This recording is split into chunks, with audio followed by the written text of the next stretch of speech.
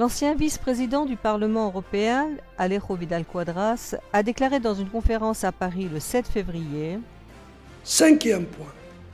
La résistance iranienne sous la direction de Mme Rajavi a été en mesure de lancer un grand mouvement populaire à l'intérieur et à l'extérieur de l'Iran.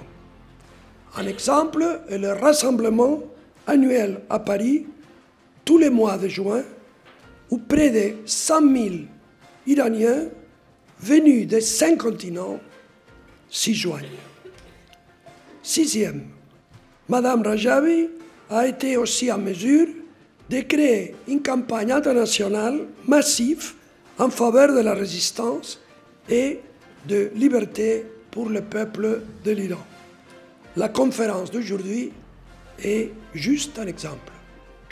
Et dernier point, Mme Rajavi a présenté un programme moderne et une plateforme politique, économique, sociale et morale pour l'avenir de l'Iran démocratique que peut être directement homologué au système institutionnel et juridique des pays de l'Union européenne.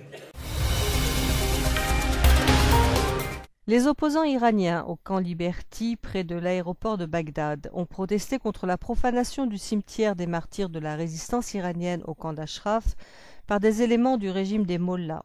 Ashraf, qui est situé dans la province de Diyali, à 65 km au nord de Bagdad, a abrité l'OMPI pendant 26 ans. Cependant, dans un plan commun de l'ancien Premier ministre irakien Nouri Maliki, inféodé à Téhéran, des États-Unis et de l'ONU, les opposants iraniens ont été forcés de quitter cette ville qu'ils ont construite pour partir au camp Liberty bien plus petit en 2012.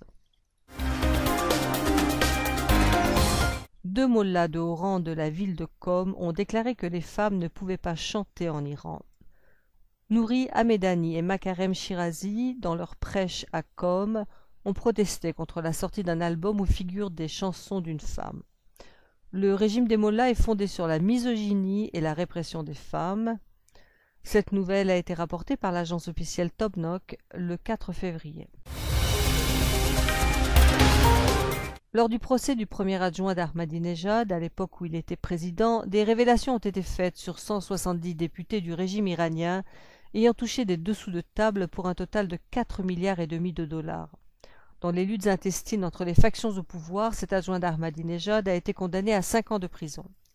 Un député du régime, Kamaledin Pilmohazen, a déclaré au Club des jeunes journalistes le 4 février que les noms de ces 170 députés avaient été envoyés à la justice.